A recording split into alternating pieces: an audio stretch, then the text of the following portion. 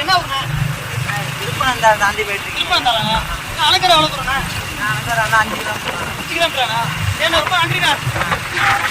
நண்பர்களே, அணக்கரை வந்தாச்சு. சரி வேகம், தண்ணி கூட குடிக்கல, செம்ம இருப்பு வந்தாச்சு.